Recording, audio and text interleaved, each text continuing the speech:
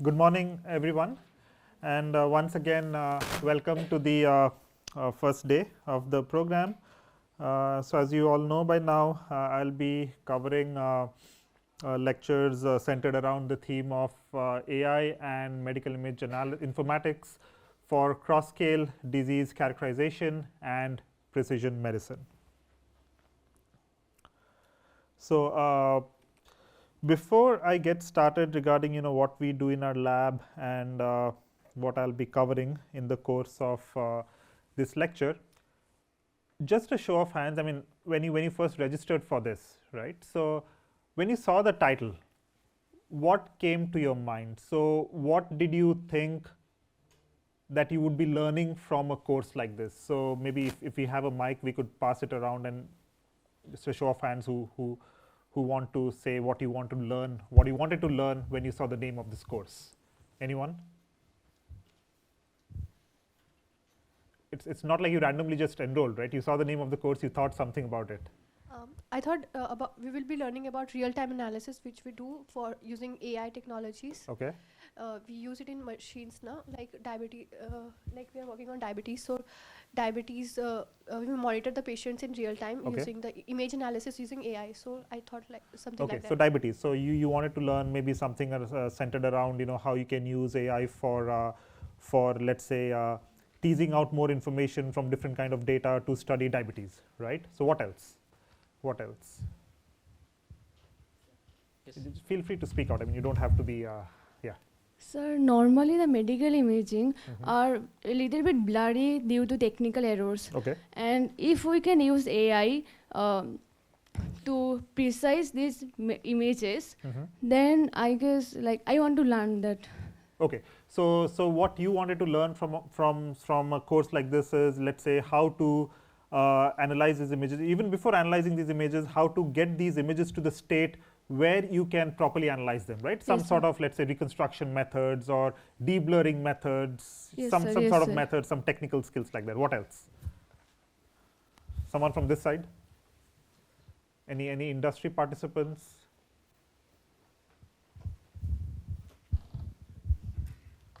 Image analysis, and then I was thinking maybe we won't have a lot of data, so how do we make up for it?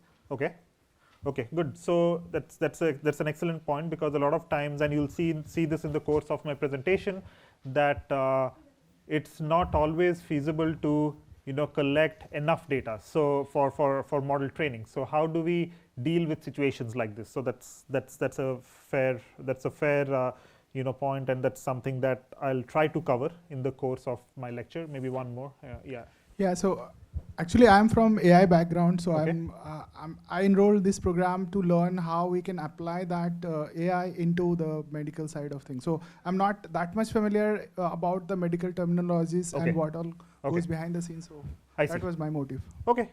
So and to your point, I don't think I'll be covering a lot about the algorithms, but I'll cover different kinds of ways in which many of these techniques are being used in the clinic, and hopefully I'll cover it in a way that makes sense to even people who are not working in this field. There will be obviously terminologies like that, medical terminologies which you might not be familiar with, but at any point of time, if there's any confusion, if there's any clarification that you need, please raise your hands.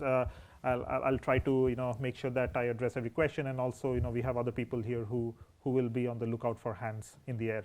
So yeah. Before we actually delve into, yes. Oh, there's already a question.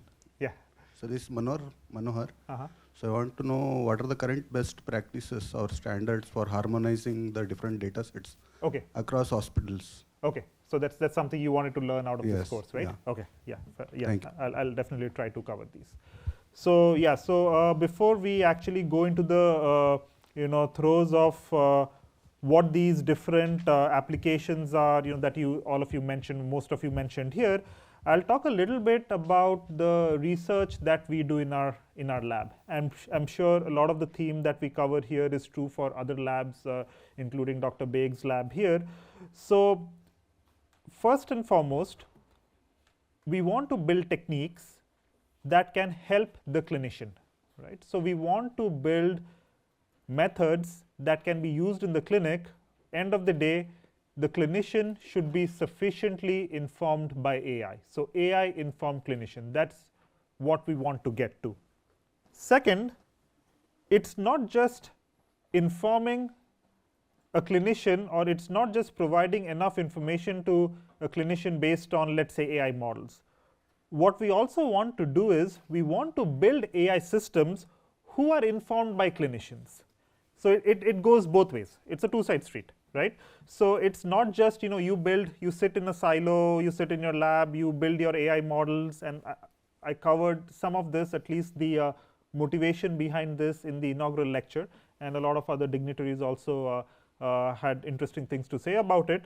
So we don't just want to sit in the silos of a lab and build AI tools.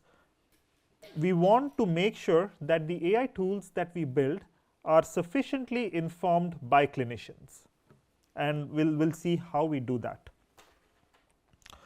So first of all, nowadays nothing is unimodal, everything is multimodal, right? It's a term that has, unfortunately, a lot of times it's thrown around very casually, but especially in this domain, in medicine, multimodal is very important. That's because a lot of these diseases that we see, in fact, most of the diseases that we encounter, that clinicians see, the kind of data that you can obtain for these diseases, it's multimodal in nature. It's not just you getting blood work done. It's not just getting an imaging done. But all of these combined, your blood work, your imaging, and maybe your genomics data, all of these combined provide you different kinds of data, different kinds of information. So there is heterogeneity that's present at multiple different levels, at gene level, at protein level, at cellular level, at histologic level, and eventually at imaging level. In fact, imaging comes at, well, it doesn't come at the end because there's a population level as well. But if you look at a patient, so there's these heterogeneity that exist at multiple different strata. And it's important to understand what kinds of information, what kind of let's say complementary information each of these different modalities provide. And they're different. I mean, yes, something that you see on the histology length scale could probably be also seen at the imaging length scale, but a lot of times you don't see that, right? So the goal is to see how do we combine data, what are the different tools and techniques that we can use to combine data from the different kinds of modalities that are out there, and use that in conjunction to build models that can characterize the disease in a holistic fashion as completely as possible. So imaging, like I said, it provides a complementary landscape of heterogeneity that is not just possible using the different length scales. So what we do in our lab is we build different kinds of radiopathogenomics approaches for disease characterization. Now this does seem like a very heavy term, and it is, because if you look at it, there's a term radio, there's a term patho, and there's a term genomics, right? And this intrinsically is a multimodal approach. So by radio, what we mean is the radiological length scale. You obtain images like MRIs or CTs or ultrasound and so on. And how do we tease the information coming from the radiological modalities to get as much helpful insights as possible that you can provide to a clinician.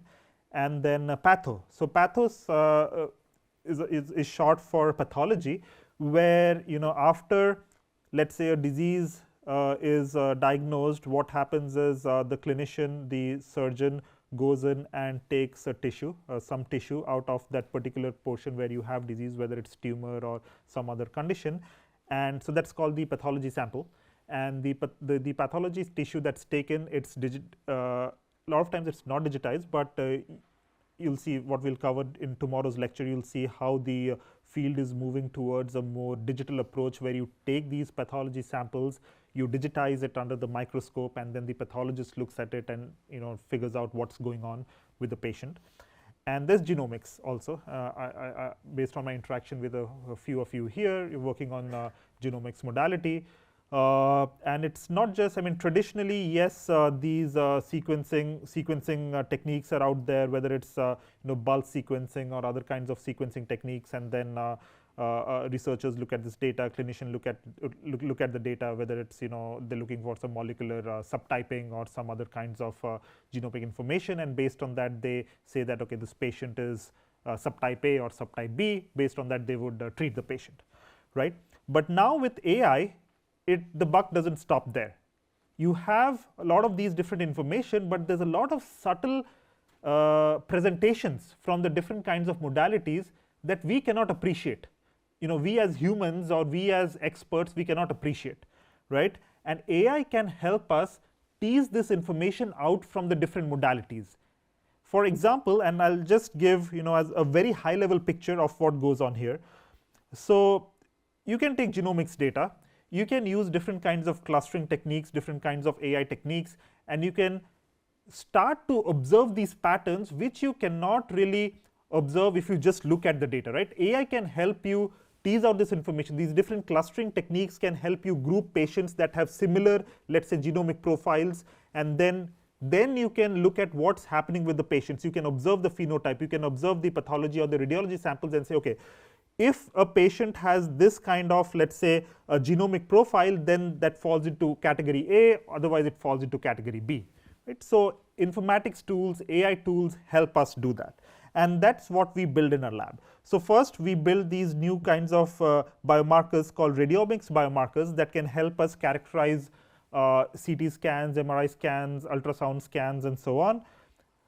We build different kinds of pathomics biomarkers. So pathomics biomarkers are essentially tools that can help us dive deep into the pathology slides and look at how different tissue composition is, or how the different cells, how the different nuclei look like, the morphology, the architecture of the different kinds of cells. So I know that I'm throwing around a lot of terms, but a lot of this will start getting clear and clear as we move through the slides. So just bear with me for a few minutes. But at the same time, if you have any questions, please feel free to ask me. So we build these pathomics biomarkers to characterize the histology.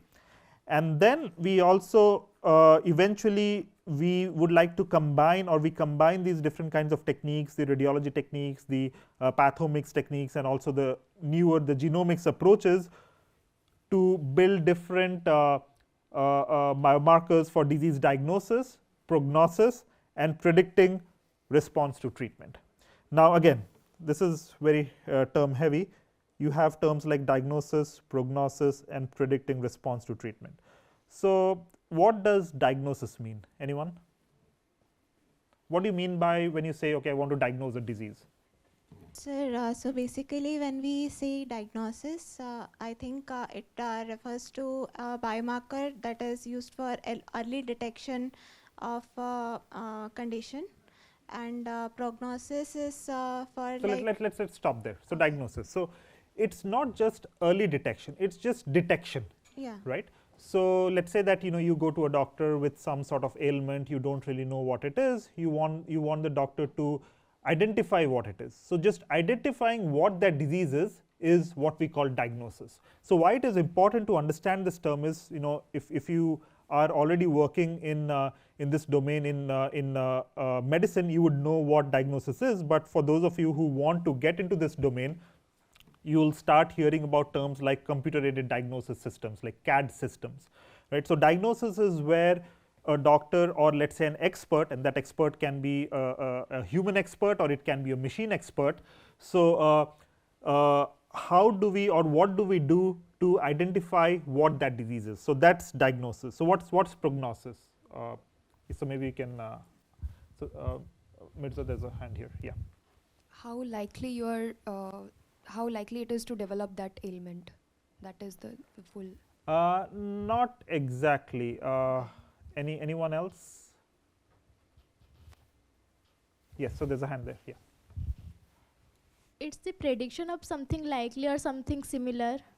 It's a prediction. It's not a, I mean, everything is a prediction, but it's not the similarity here. So yeah, maybe we can have a few more tries. How the disease progresses. Yes.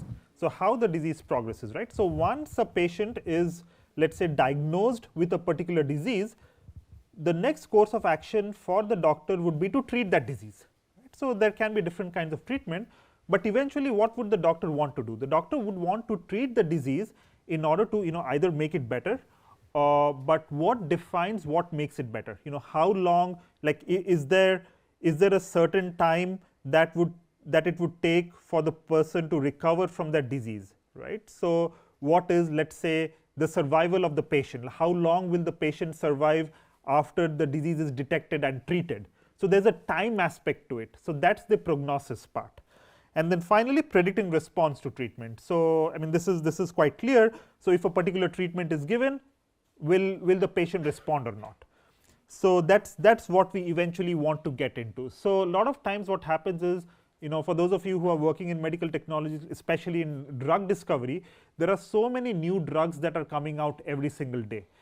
Now, let's say that there's a doctor, they would obviously keep up with the medical literature. They would know what are the new kinds of drugs that are being that are flooding the market every single day.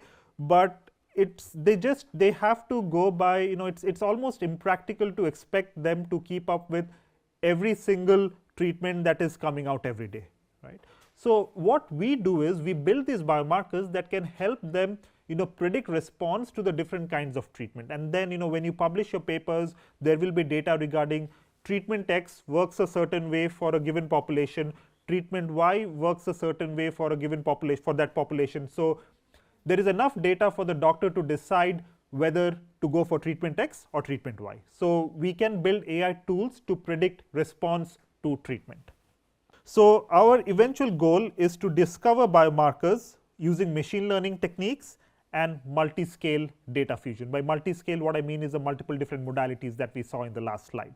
So we build different kinds of diagnostic tools, and I'll be covering about different texture-based markers.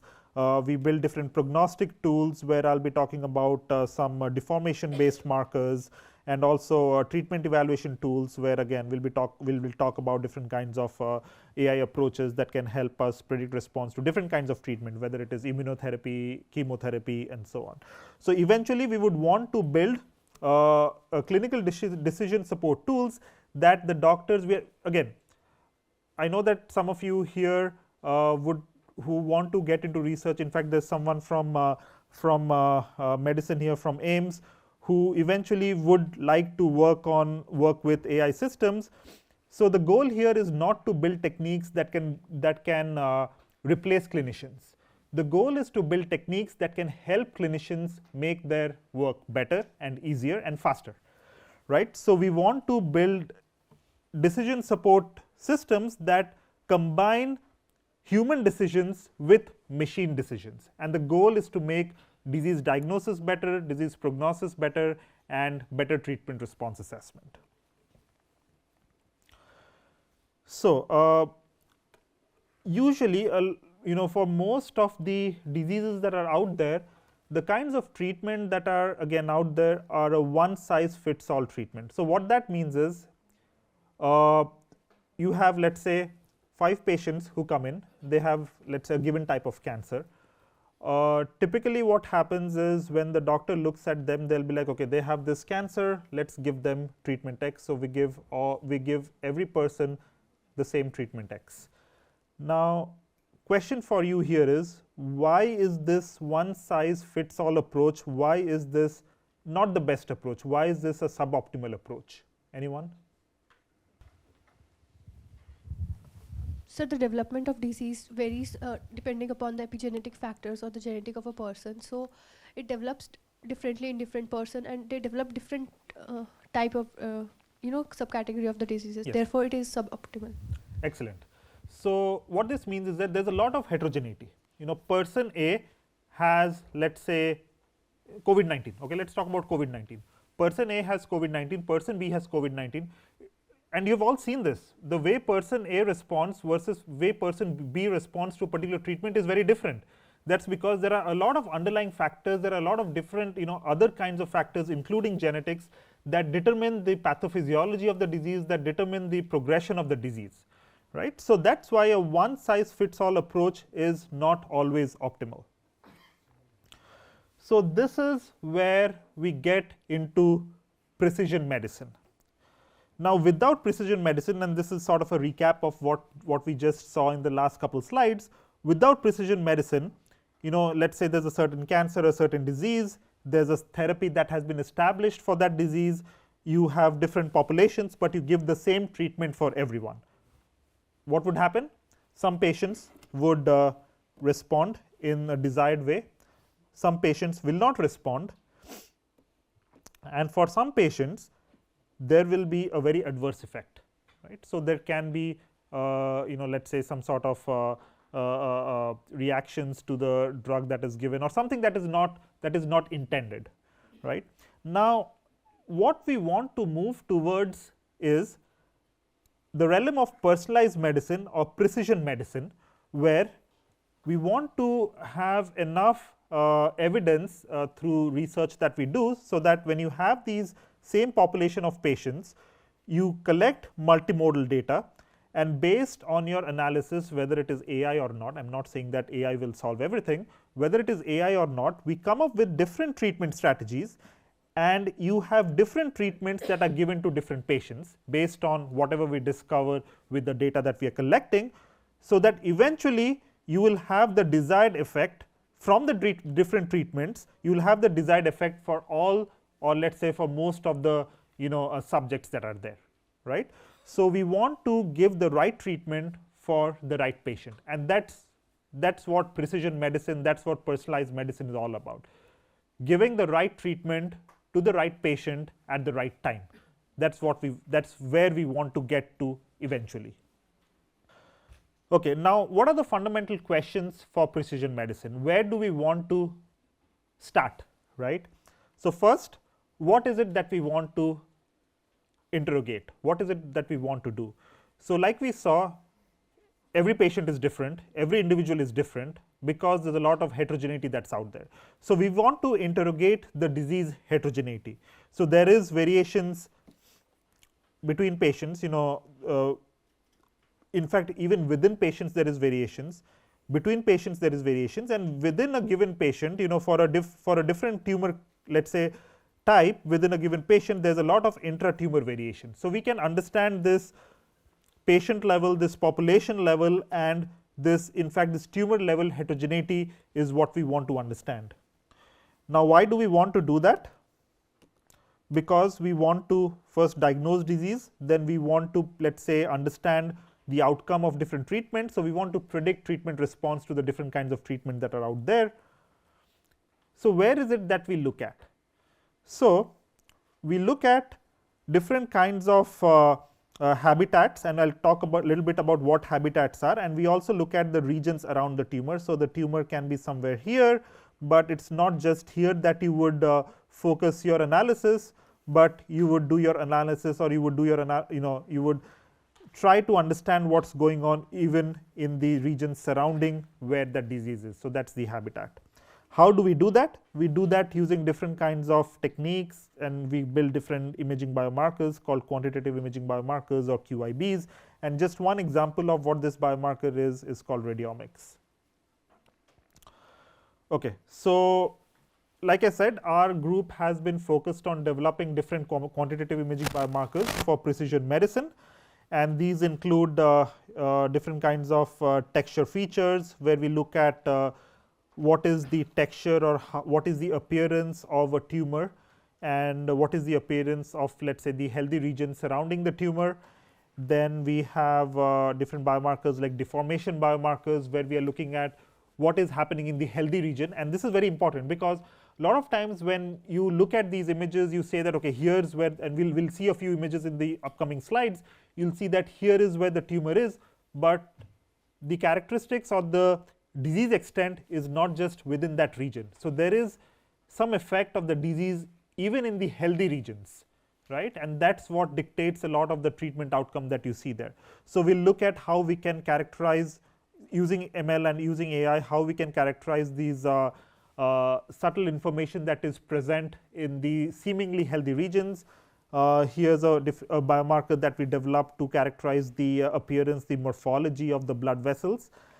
And so all of this that you see here is in the radiologic length scale. In the pathologic length scale, what we have done and what I'll talk about is how do we look at different cell populations, how do we understand the spatial arrangement of the different kinds of primitives on the pathology slides, how do we quantify the morphology, how do we quantify the heterogeneity in the different glands that we can observe on these slides. And some of the publications in this is what you see in this side of the screen. Okay, so here's an example of okay, let me not tell you what this is. So what is this image? So what kind of modality is this? So some of you have been working with medical images, right? So what modality is this? MRI, right? So so this is an MRI modality, and like I said in the inaugural slide or inaugural session.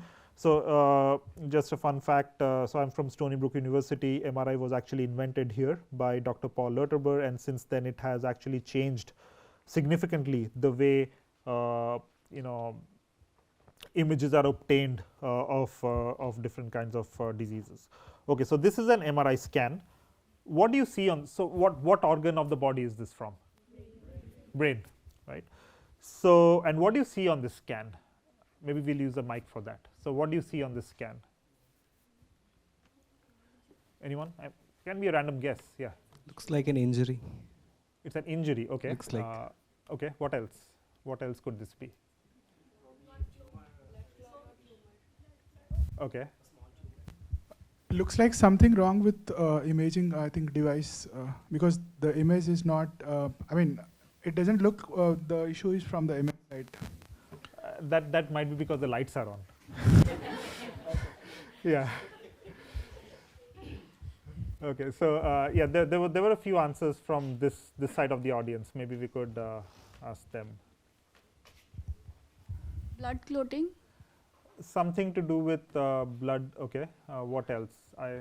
So can you pass the mic here? Sir, it's look like a hollow space, means there is a void space.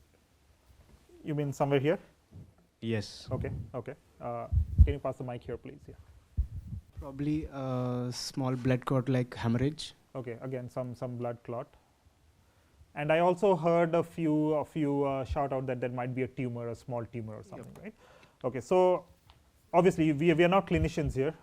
We don't have clinicians here, right? Yeah. Okay, because yeah, so if a clinician was here, they would immediately see and understand what this is, right? So I'm just asking you to guess, because there can be different kinds of conditions, including hemorrhage, let's say tumors, some sort of injury, maybe some sort of sports-related injury or something. So so these are the kinds of information that a clinician would also give you once they study the image properly. Now, there are subtle information present in this image that's very difficult to understand. Now, any guesses on what these kinds of information are? So, for example, you saw this image and you said that there's some sort of hole, some sort of cavity here, right? And there's a term for this. So this is necrosis, where you have a tumor surrounding the necrosis. So essentially, you have loss of, let's say, blood to the center region, so the tissue dies. So that's the necrotic region, which you see as some sort of a hole. So what are the kinds of information that you don't see in an image, in this particular image? Any guesses? Okay, so that's coming to another modality. Yeah, so you don't see that. But just in this image, is there some information that you have but you cannot see?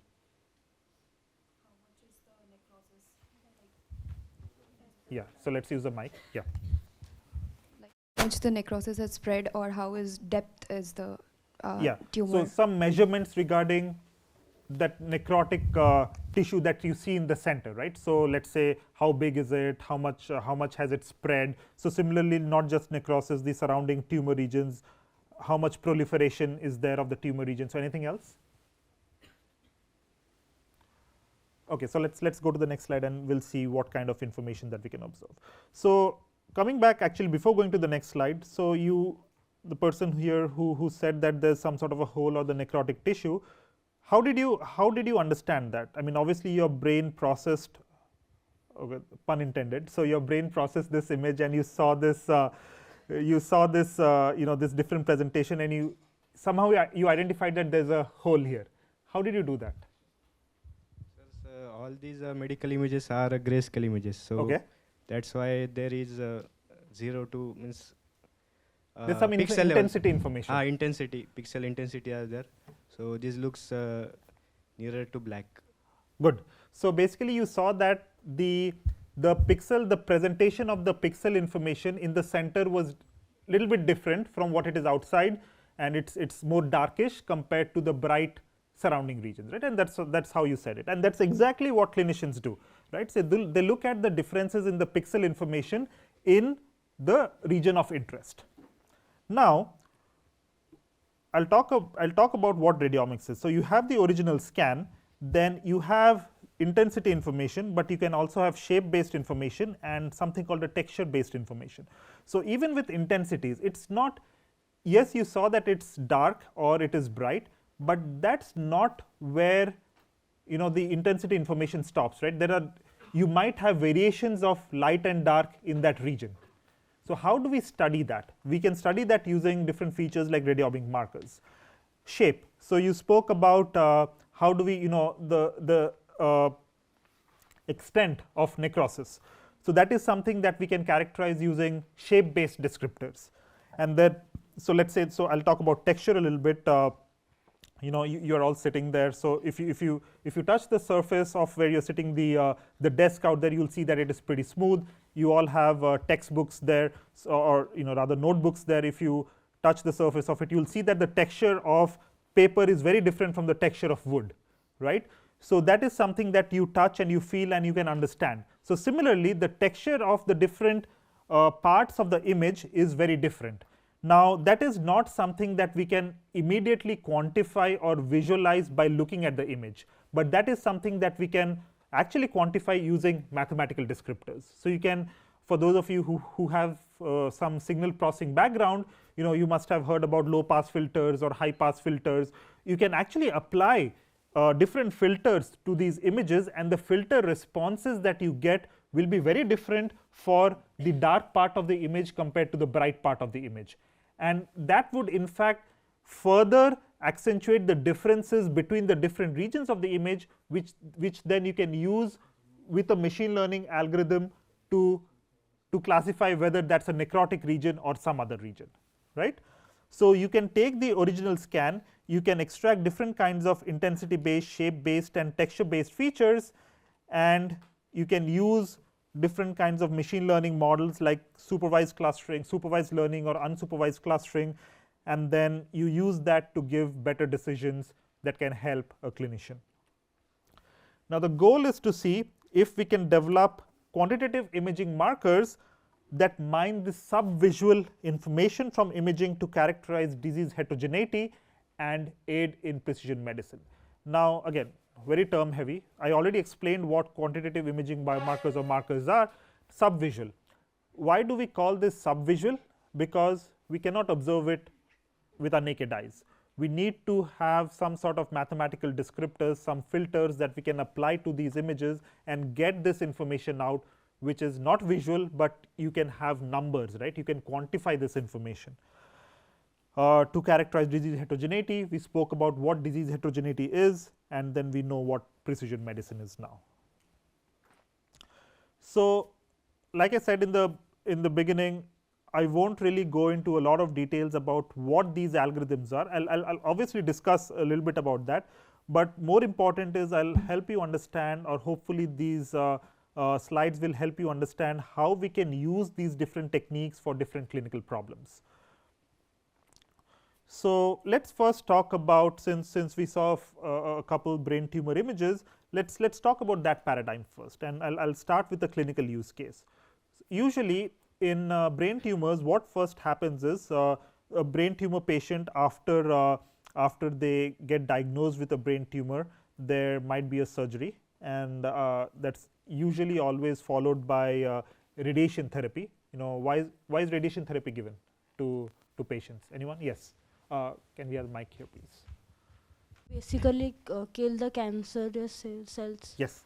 So radiation therapy is given to, it's targeted in a way that it can kill the cancer cells to the best extent possible, so that the cancer cells cannot spread, they cannot metastasize, right. So that's why you have radiation treatment.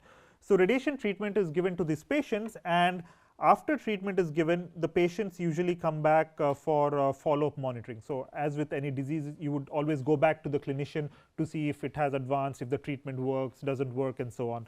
So the patients go back to the clinicians to see if the treatment has worked as intended. And how do the clinicians know that? They would take another MRI scan. So there would be an MRI scan before treatment, there will be an MRI scan after treatment, and based on the MRI scans, the doctors can tell you if there is a change in the disease presentation. Yeah. So however, when the patients come back multiple times for, let's say, follow-up MRIs, a lot of times there might be suspicious findings on the follow-up MRI. Now, these suspicious findings can either be pseudo-progression. So pseudo-progression is essentially, it's not really progression of the disease, it's something that looks like a disease, but the disease hasn't really come back. It can be radiation necrosis. So radiation necrosis is where, because of radiation, it kills the tissue, it looks dark, but sometimes it might look like it's a tumor that has come back, but a lot of times what happens is the tumor has actually come back. So because of how nasty this disease is, how nasty brain tumors are, a lot of times even after treatment, after a few days of treatment, there will be these stray cells, isolated cells that can, you cannot really kill all the cells with treatment. So there might be some cells that can lead to the tumor coming back, which is what we call recurrent tumor. Now interestingly, a lot of times pseudo progression, radiation necrosis, and recurrent tumors, they look very similar, right, which is when doctors can get confused. If it is radiation necrosis or pseudo progression, the treatment is less aggressive. A lot of times the doctors tell the patient, okay, why don't you come back after a few days, after a couple months, we'll see if the tumor has gone away or not, because it might be just a side effect of radiation. But if it is a recurrent tumor, then there has to be a resection. The doctor has to take the tumor out if it is a recurrent tumor, or there has to be a change of treatment. Maybe they have to give another treatment. The first treatment might not have worked or might have worked suboptimally, so they would give another treatment that can lead to more effective, let's say, management of that particular tumor that has come back. Now it's very difficult to understand, or just by looking at the images, it's very difficult to say whether the person has pseudo progression or radiation necrosis or recurrent tumor. So what ends up happening is the surgeon goes back, they have to take a sample of the tissue out, and they have to send it to the pathologist. The pathologist would tell them whether it's one of the three different conditions. Now imagine, so just pause for a second and imagine how difficult or how traumatic this can be for the patient. The images are taken, the doctors, by looking at the images, cannot tell you whether it is disease A or disease B. What the doctors then do is they have to place, go to the patients have to go to the operation room. They have to have, since it's brain tumor, so you have to have a portion of your skull taken out. A drill goes in, like it takes out the portion of the skull. Then the surgeon goes in, takes a tissue out, and then you have to investigate it under the microscope. So you can imagine that how traumatic this can not just be for the patient, but also for the caregiver.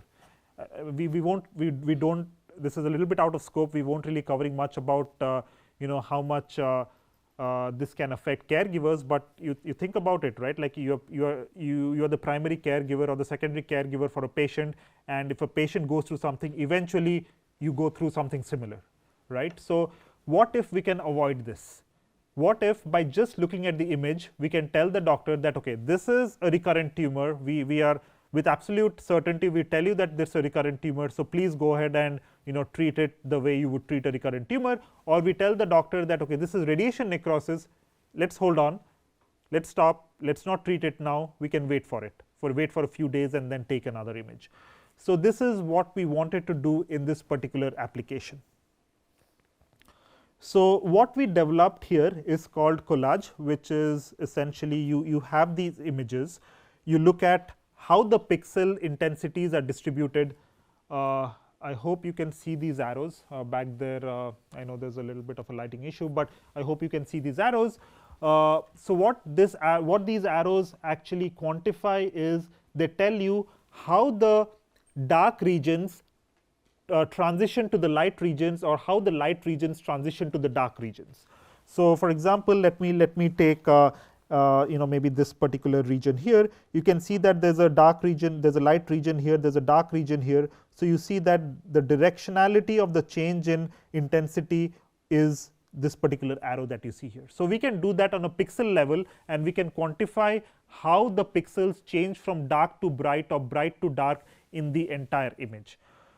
Once we do that, what we can do is we can compute the entropy of the gradient orientations. So what is entropy? Entropy, just as the name suggests, entropy means disorder, right? So it quantifies the level of disorder or the degree of disorder of what you see on the image. When we quantify the entropy, so by the way, these are two different conditions. One of them is radiation necrosis, one of them is recurrent tumor. I won't tell you what each of this is. But once you compute the entropy, you see how they are different, right?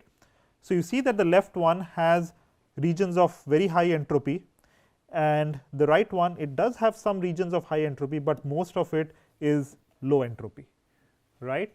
This is not something that you see on the original image, but after you quantify the disorder of the gradient orientations, you see that it's almost night and day. You can almost tell, similar to what you said that it was dark, bright or dark. You can look at this and say that, okay, the right one is clearly different from the left one, and actually that is what it is. The left one is what you see on your screen. This is a recurrent tumor, and this is radiation necrosis. So if you have a tool like this at the disposal of radiologists, they can just look at the image and tell with some certainty that the left image is a recurrent tumor case. This requires immediate attention, change in treatment, whatever. The right image is a radiation necrosis, so we can hold on for some time. So how do we validate a method like this? So the goal here again was to see if we could distinguish brain tumor recurrence from benign radiation effects. So what you see on this screen is a continuum of the disease. So starting from the left, so this is pure radiation necrosis, no tumor at all, 100% necrosis. Right image has 100% tumor, there is no radiation necrosis because radiation has not been given to this patient, and these two are different grades. So this is greater than 80% necrosis, this is greater than 80% tumor, right? So you have different grades of necrosis and different grades of tumor. When we applied our the collage features that I explained in the earlier slide, we see a clear separation or a clear gradation of the disease going from left to right. You can clearly see that there are more regions of low entropy on the left image and more regions of high entropy on the rightmost image, and here you can see there's more low entropy regions, and here you can see more high entropy regions. And this actually tells you that if you have different grades or different levels of necrosis or different levels of tumor, you can apply this feature, and the feature would tell you whether it is tending towards necrosis or tending towards tumor. Any questions so far? If not, we can move on. So by the way, I also have the unmet clinical need here. It's very difficult for the radiologist to look at these images because it's as good as a coin toss. So it's 50% accurate, right? So you can't really say with certainty just by looking at regular scans, and by regular scans I mean there are T1, T2 flare scans. So these are different kinds of protocols. So just by you can always perform advanced imaging modality, but it's very difficult to get advanced imaging modality at all places. Maybe super specialty centers will have that, but regular centers will not. But most likely regular centers will have regular MRI scanners. So you can obtain these regular scans, and then you can use AI to tell you with some certainty whether it is tending towards necrosis or tending towards tumor, and based on that you can inform the clinician, and then the clinician will take a judgment accordingly. Yes. what this collage tells us, like how is it related to the original image of the brain that we had? That's an interesting question. So, just based on MRI scans, it tells us that there is high disorder in the recurrent tumor cases, and there is low disorder in the radiation necrosis cases. But coming to your point, what does it really mean? So, if you look at the underlying biology or the underlying pathology of the disease, when it comes to recurrent tumors, there are different kinds of processes like mitosis, right? There is a lot of cell division happening, there is a lot of randomness in the tissue, in the cells.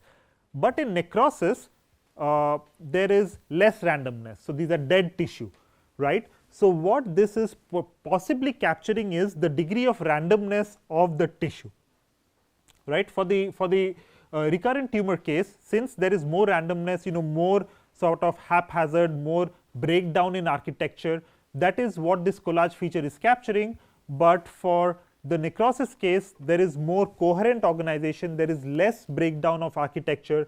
That is potentially what the collage feature is capturing. Does that make sense? Yeah, I mean, one follow-up question. Yes. So, like, what are those white to dark and dark to white arrows? Like, what are they signifying? Signify? Oh, so that's basically okay. So let me go back here. So you see this image here, right? So you see dark regions and bright regions. So what I showed in the previous slide was basically a crop of that image. So I take a region of interest and I look at, and this region of interest is cropped around the region where the tumor is. So dark regions can be where you do not have, let's say, enough blood flow, and the bright regions where you have a lot of blood, right? So that's what it is. Okay, and these are just the zoomed in images of the original MRI? Yes. These are just the zoomed in regions of the original MRI scans. Okay, so one more. Yes. Sir, actually I have a question, like how this process is different from attention mechanism, because we know like in attention mechanism also they are doing the same thing, like they will give more more weightage to the more discriminative part, yeah. And like this is also doing the same thing. Yeah, so we'll come to that. We'll come to that in our later slides, but all of this was before attention, okay. Right? And with attention mechanism, so the attention mechanism tells you what the model focused on to give the right decisions. Right. Yeah. So with an attention mechanism, it's not always true that the high attention regions will actually point out to the, let's say, the regions where you have the brightest intensity change, for example.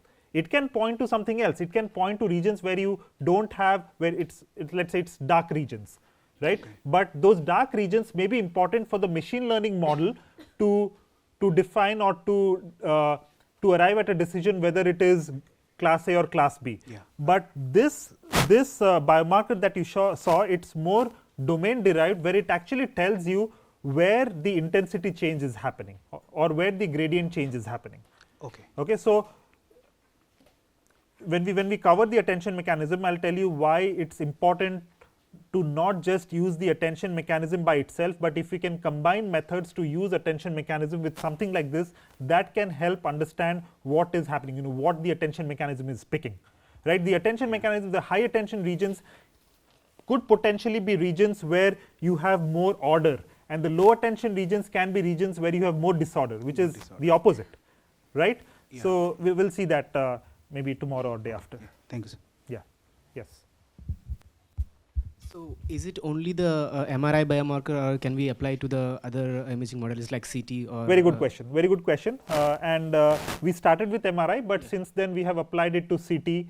We have applied it to also digital pathology scans. And yes, so we have a lot of the biomarkers that you see here are sort of modality independent. They can be applied to different kinds of imaging modalities. Okay, sir. One more. Yes. So like as you said. It tells you that necrosis and like the tumor and the recurrent tumor, all these things.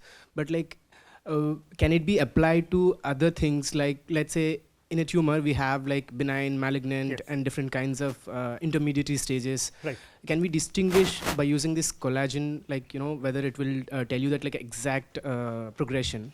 Not the exact, but that's a good point. So this is just one application where we are looking at necrosis versus recurrent tumors, but we've actually shown that this feature can be used to even figure out what are the subtypes of the disease, and I have a couple slides after this. Okay, sir. So yeah, I'll come to those slides after we cover the next few slides. So just to keep in mind, if I don't talk about it, just let me know. Sure. That we have used this for breast cancer to look at to differentiate between ER positive, triple negative, HER2 positive. We have looked at lung cancer to differentiate between adenocarcinomas and granulomas, and yeah, multiple other different cancers as well. Okay, sir. Thank you. Okay, so before we move on, another question for you all. So now we have developed these techniques in the lab. Okay, so we are happy with it, got our papers published. What next? So what does it take to translate these imaging biomarkers from research to real clinical decision support? What are the different kinds of, let's say, protocols that we have to follow, or what is it do we have to do to take it from bench to bedside? Sir, clinical trials with trials. clinicians. Okay, good. Sorry? Ethical clearance. Clearance, so approval process. Yeah, ethical clearance. Ethical clearance, yeah. Okay. Okay, what else? Develop a software or website which clinicians can use to, easily use for real clinical studies or use in day-to-day life. So clinical studies, yeah. User interface. Yeah. Okay, excellent. Okay, so these are, okay, I see another raise of hands there. Yeah. We have to validate these, outcomes, right, on a real patient data, whether these are valid or not. Validation. Yeah. So that's extremely important. So yes, you have developed something, but the proof of the pudding is in the eating, right? So we have to make sure that these algorithms, these tools and techniques that you develop in your lab, even before going for regulatory approval, we have to validate this on data that we have not seen. So maybe on, let's say, another cohort of patients that belong to a different group or a different hospital from the patients that you have trained your model on. So we have to do all of that. So we wanted to do that first, right? So we wanted to do a human machine comparison. So you have your model, you give your decisions, but how does it really work in sort of a prospective setting? And that's what we did here. So first we had a radiomic analysis, we had our images, we extracted the different radiomic features, we provided it to a classifier, and the classifier then gave its probability scores regarding what is the level of a benignness or recurrence that it sees. And then what we did was we did an expert reader analysis. So here we had two neuroradiologists who looked at the same images. So these images are basically the same. You had two neuroradiologists who looked at the same images. We did not provide them any radiomic reads or anything like that. We asked them to, based on what they saw, what their experience was, we asked them to grade it into either recurrent tumor or radiation necrosis. Now very interestingly, and this is what the results will point out here, the first reader could point out only with 42% accuracy whether it was a tumor or not. The second reader was only 50% accurate, but the machine that we trained was 75% accurate. But the machine, it was 75% accurate, but it's not like it's 100% accurate, right? It still misses tumors. And here's a summary. So the radiomic classifier was accurate in identifying recurrent tumors as compared to both the readers. So what this tells us is how difficult the problem is. All of this, I mean, the 42% and 50% that you see here, they are as good or even worse than a coin toss. But if you remember in the inaugural session, what I told you was this is 75% accurate, this is still not 100% accurate. And also this is 75% accurate on its own. We still have not combined the machine decision with the human decision, and that is what we want to do. Now what we did next was we did a simple consensus of experts. So it was a simple OR logic. If expert 1 gets it correct, expert 1 says that it's a tumor, expert 2 says that it's a tumor, then it's a tumor. Okay, it's a simple OR logic. And the second was we combined the radiomics classifier with the experts, where we said if one of the experts, whether it is expert 1 or expert 2 or the radiomics expert, if one of them says that it's a tumor, it's a tumor. And why did we do that? I mean, you might argue with me that why are we not doing that for radiation necrosis? So we are doing that for tumor because it's important for us to identify the tumor correctly, even at the expense of calling it a calling a necrosis a tumor.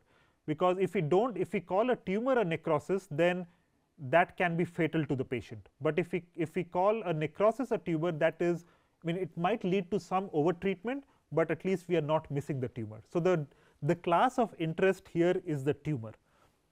Okay, so we used a simple OR logic, and when we combined the decision of the radiomics with the readers, we were able to identify 11 out of the 12 tumor cases correctly, and that's close to a 92% accuracy. And this is a very simple experiment, but this tells you how we should or why we should combine expert reads with machine reads. We should not just go with machine reads, or if you have a situation like that where you have expert reads available, we should devise ways, we should devise techniques that can help us properly combine the different outputs. Okay. So the next question here is survival prediction in brain tumors. So brain tumors are a very nasty disease. So a lot of times you'll see that in fact for the most part only 5 to 10% patients have a good outcome.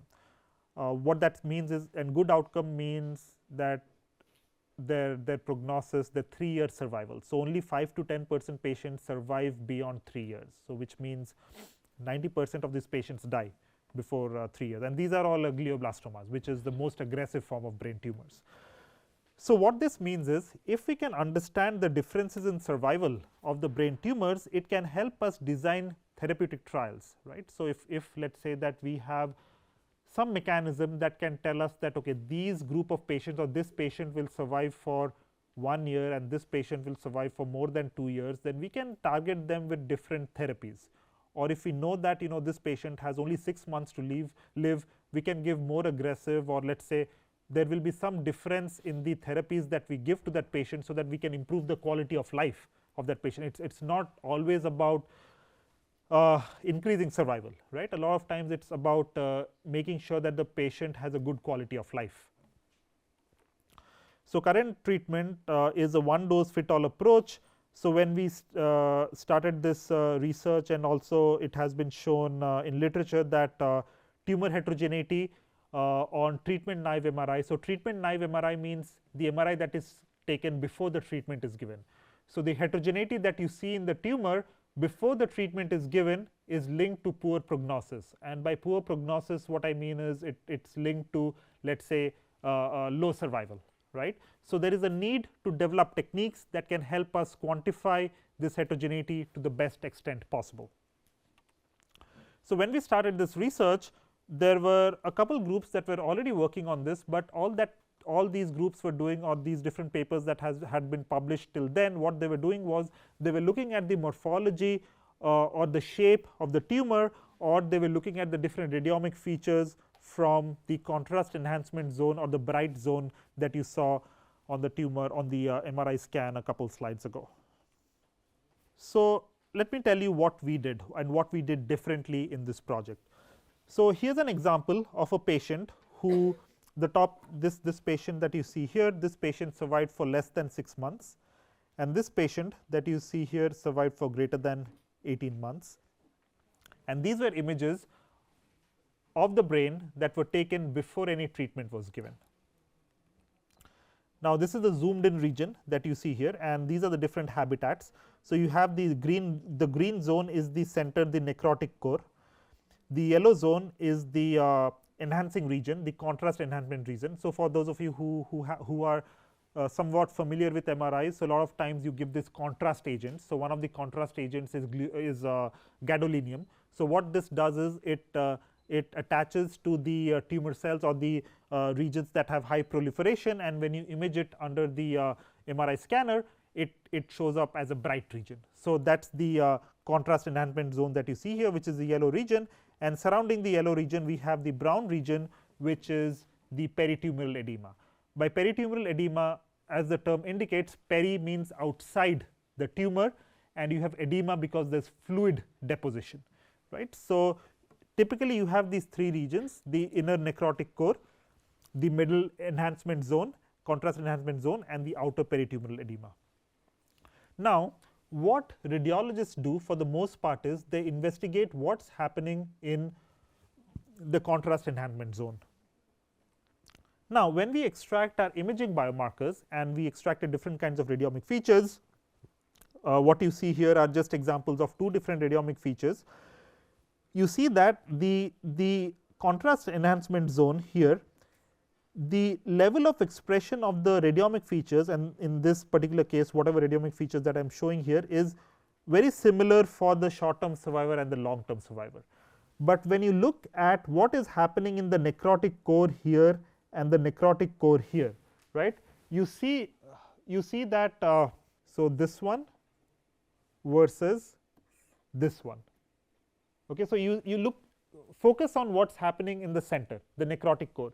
You see that the radiomic feature expression is very different for the short term survivor and the long term survivor, right. It's sort of more pinkish, more brighter for the short term survivor and less bright for the long term survivor.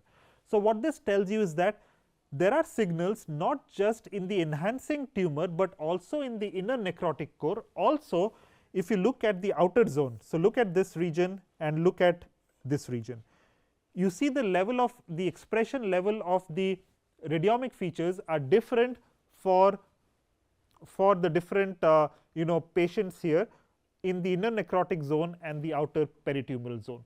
So what this tells us is that using these features, using these mathematical descriptors, we can begin to tease out differences in different regions, not just focused on the tumor region. Okay, so that's the takeaway from here. Anyone here has worked with Kaplan-Meier plots? Okay, so what does a Kaplan-Meier plot tell you? Mike, please. It helps us to understand the survival analysis, like based on the stepwise. How do I explain? I don't know. Yeah. If you can explain, I can drink some water. Yeah. So you drink water. No, go ahead. So yeah, step 5. So what do these steps indicate? How do I? Sorry, I can't explain That's okay. properly. So anyone else? Events. Right, events. So these steps indicate events which might be the patient death or something like that. So essentially what happens is what this tells you is so you see that. So let me try to draw a simple one here. So patient survives till here, then there's an event here, which means so all the patients are, let's say, alive, and here let's say you have one patient who there's an event, which means something happens. Let's say there's a death event here, and then you have patients who are alive, and then you have another event here. So if you plot these curves, it can tell you, these curves can tell you, they can help you characterize the survival of the different groups of patients here. So what this tells us is, if you just use age as a factor, so concordance index is like accuracy. It tells us what is the concordance, and if a higher concordance index means that it's a good feature or the good bank of features, and a low concordance means that it's not a good feature. So using concordance index as a measure, we found out that if we combine the radiomic features with clinical features like age, gender, and this is KPS is another clinical score. It's called Karnofsky Performance Score. So if we combine the subvisual imaging features like radiomics with clinical features, our C index is high, which means that combining these clinical features with the imaging features lead to a better performance or a better model. Okay, so this is what we found in this particular use case. Now all this discussion has been about heterogeneity. Right? And we have been studying the tumor habitat, which is the contrast enhancement zone, the necrotic zone, the peritumoral zone. Now let's take a step back and understand a little bit about the biology. And I'm sure there are people who are coming with a biology background. You'll probably understand this better than I do. So cancer is not self-contained; it's a systemic disease. By that, what I mean is there are effects of this disease that can be observed even outside of the cancer zone. especially in brain tumors, there is something called the mass effect. Now, mass effect is something where the surrounding tissue gets disturbed, gets displaced because of peritumoral edema. So, remember a couple slides ago I told you how you have the peritumoral edema where you have the fluid deposition.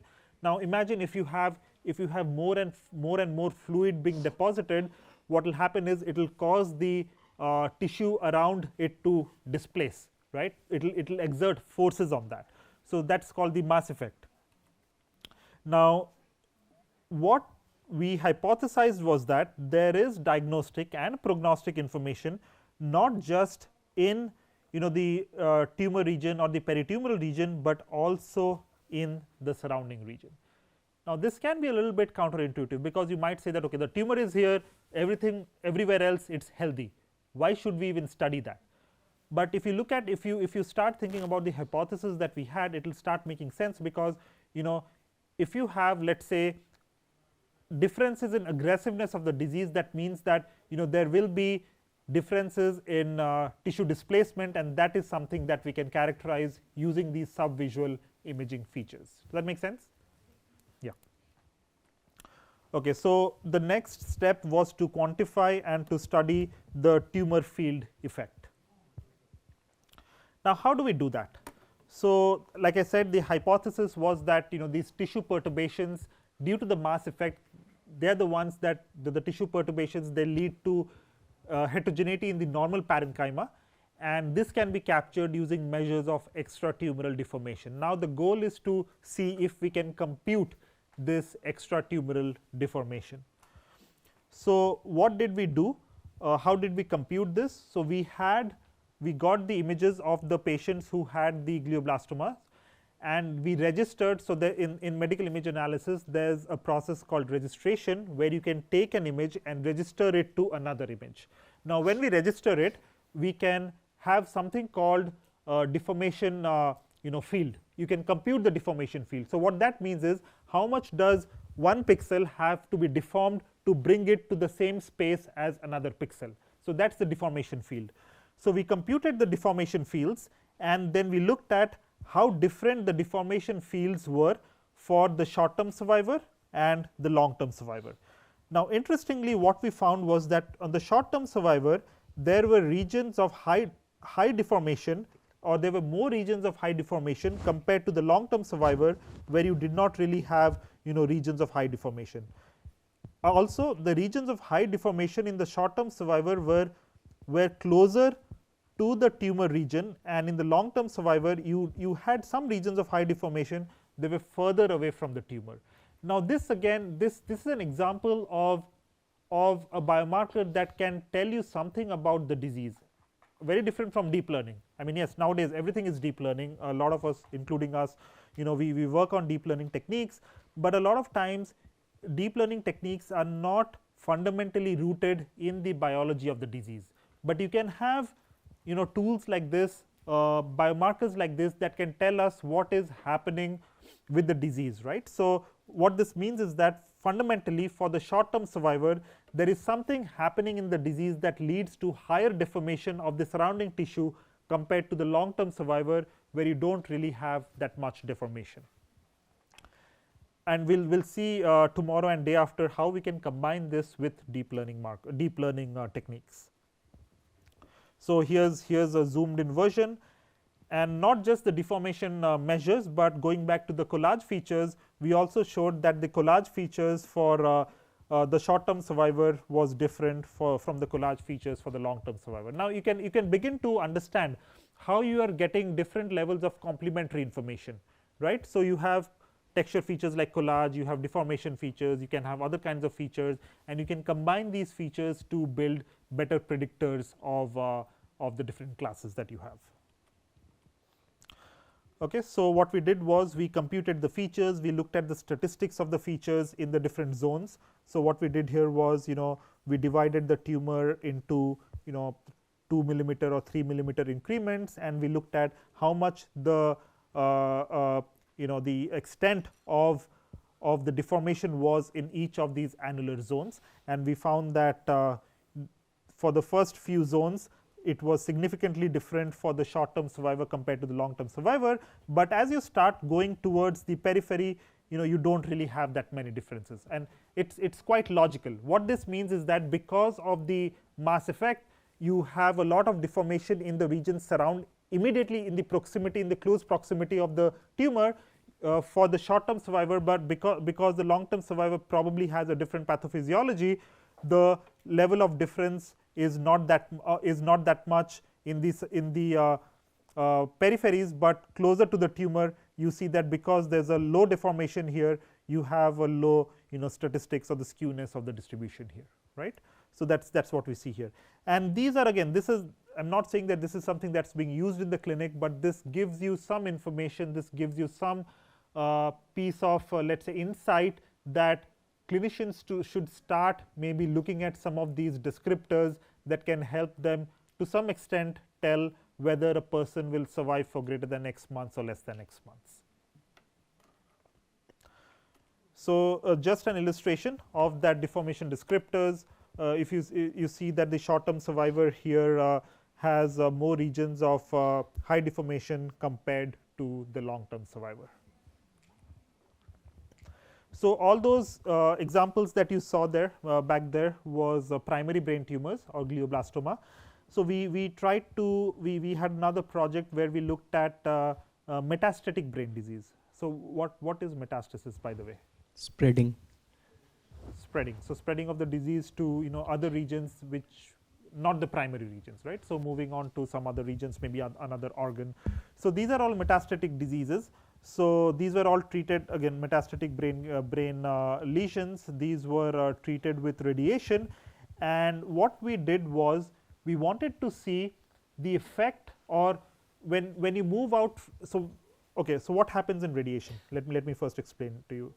So you have the region with the GTV, the gross tumor volume, where you have most of the radiation that is given, because that's where the cancer cells live, and as you move out of it, you think of it as a Gaussian curve, right, more or less. So you have most concentration of the radiation in the center, and then as you go out, the radiation dose decreases, right.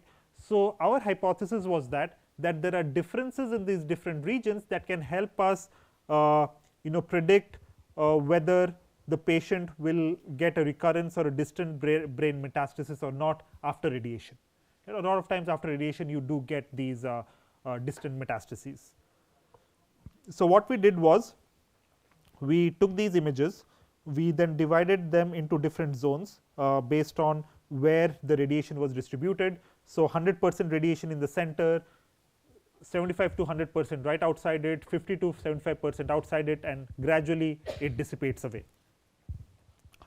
So interestingly, what we found was and we had different protocols. So we had T1 pre-contrast, post-contrast, T2 and flare images. So you would expect that the most signal or the best signal that comes from these images to distinguish or to identify whether there will be metastasis or not will probably occur from the tumor region, or where the center, the gross tumor volume. But that's not what we found. In fact, the most significant information was coming from regions that were a little bit away from the tumor, where you had 50 to 75% radiation.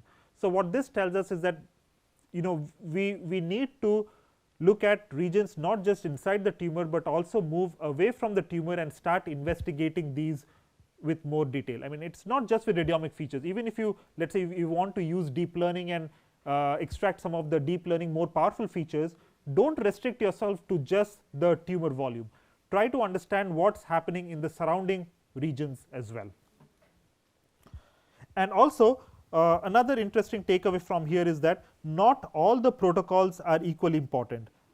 If you ask a clinician, they would probably tell you that T1 post contrast and either one of T2 or flare gives them more information compared to the other protocols. But from our quantitative analysis, we found that T1 pre contrast is better. So what's the lesson here?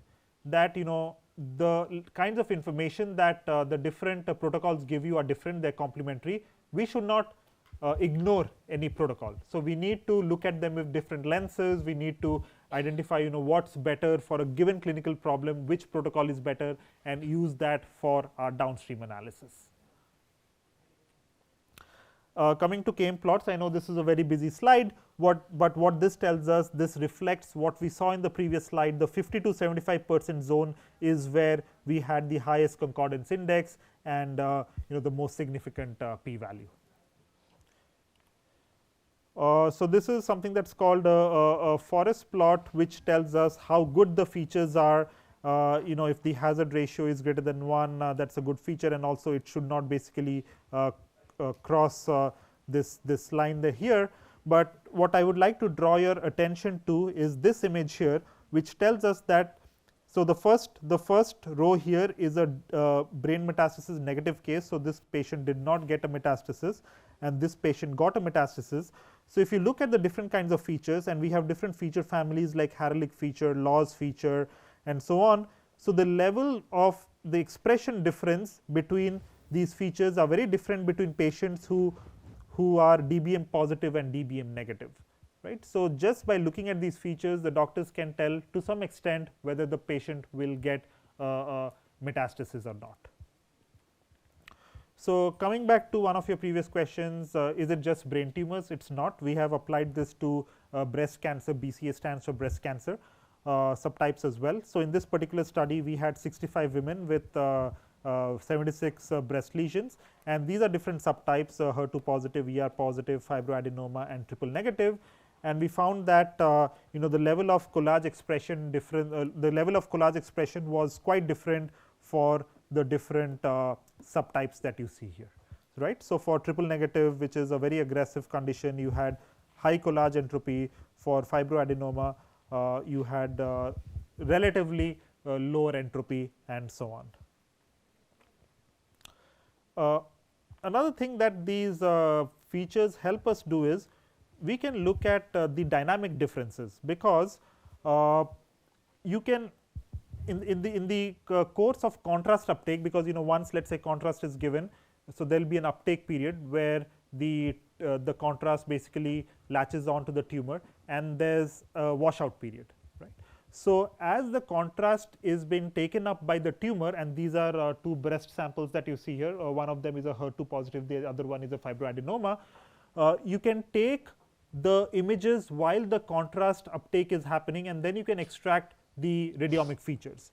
So think of it as a dynamic process, and when you extract your features, you can see how it's first bright and then it becomes dark, right. So you can look at the dynamicity of the radiomic patterns as the contrast uptake is proceeding, and then it washes out. And interestingly, when you plot this, you'll see that when we compute the average texture, and this was a Haralick feature, collage Haralick feature, we see that for the Haralick feature on the left and the collage feature on the right. So the traditional Haralick feature, you don't really see a lot of difference between HER2 positive and fibroadenoma, but if you look at a collage entropy features, you'll see that it's almost night and day, right. So for HER2 positive, you have a higher entropy, and for the fibroadenoma, you have a lower entropy, right. And something like this is a little bit difficult to do with deep learning features, because those features don't really mean anything, but using some of these radiomic features, we can actually look at these feature expression differences between the different groups. Okay, now what else have we done with this? So we have also looked at CT images, and here is an example of a use case where we are looking at predicting head and neck cancer recurrence after radiation therapy. So what we did here was we had our CT scans, we used deep learning methods to identify the different organs at risk, and then we use graph techniques. So we use graph convolution neural networks, graph convolution blocks, and so there are two levels of graphs that we build here: local graphs and global graphs. So local graphs are essentially graphs within each organ of interest, and these organs of interest can be pharynx, larynx, the other kinds of organs here. Why do we call them the organs at risk? Because when you give radiation, there is some spillage of radiation that happens to the other organs, right. So they are at risk. So these are the organs at risk, And we build these local graphs, and then we build another graph called the super graph. This was published in MICAI I think last year. So we build a super graph which is a global graph, and then we use graph neural networks to predict whether the whether tumor will recur or not. Now we want to bring in some level of interpretability here, and we'll talk about interpretability in greater detail tomorrow. But what this method can tell us is, using attention mechanism, we can say which organ had greater attention or greater likelihood of the tumor recurring, right? So it can point us to that organ. So we found that organs like esophagus or retropharynx or larynx, they were at higher risk of recurring as compared to the other regions. Now this is very difficult to do with just radiomic features, but we can do this with deep learning. So what this tells us is that radiomic features and deep learning should be used in conjunction with each other. So we had a similar theme that occurred here, where when we combine the image based features or the graph features with clinical features, we had a higher, and these are different data sets that you see, we had a higher performance, both AUC scores and F1 metrics, as compared to other papers which used just image based features. So let me step back a little bit. We looked at a lot of these different problems where we want to extract these features, right?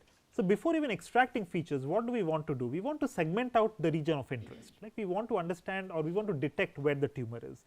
And there are a lot of algorithms that are out there. Many of you who are familiar with segmentation models would have heard about UNet, right, or NNUNet.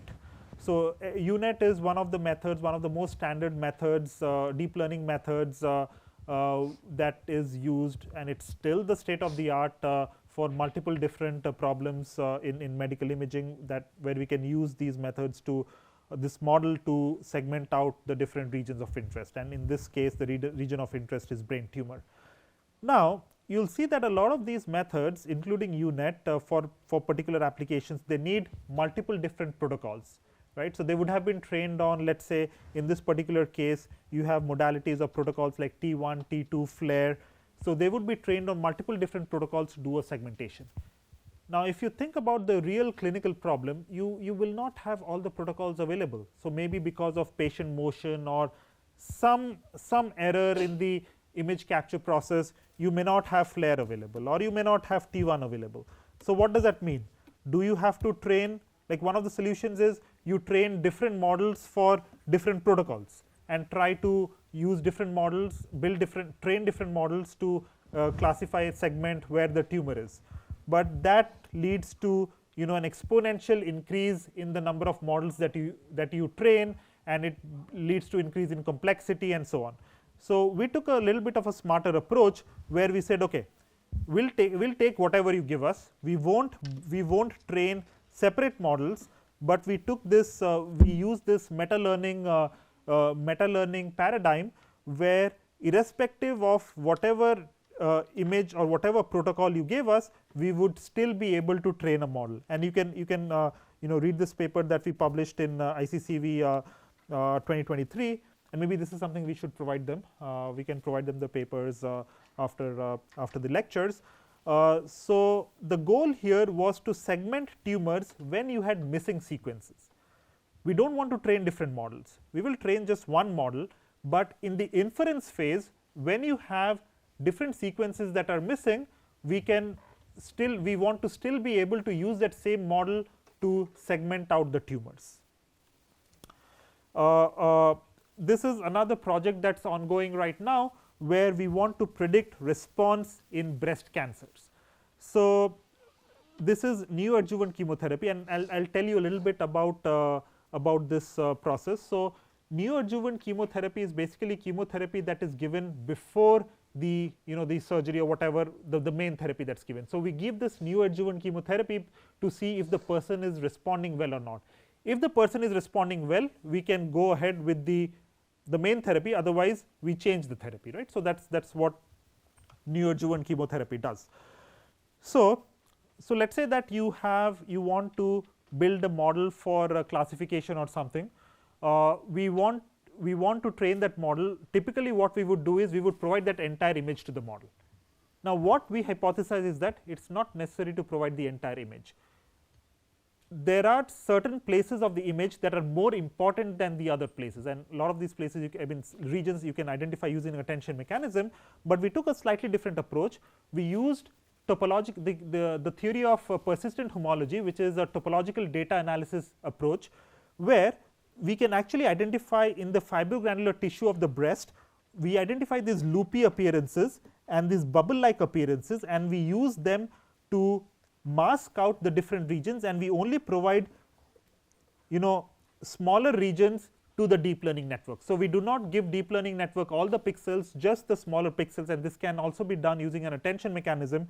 So, the goal is to tell the network that these are the regions that are important, these are the regions that are less important, and then it can go in and figure out what is what is necessary for the prediction pipeline, right. So, it can improve the deep learning's classifier power by providing some domain knowledge.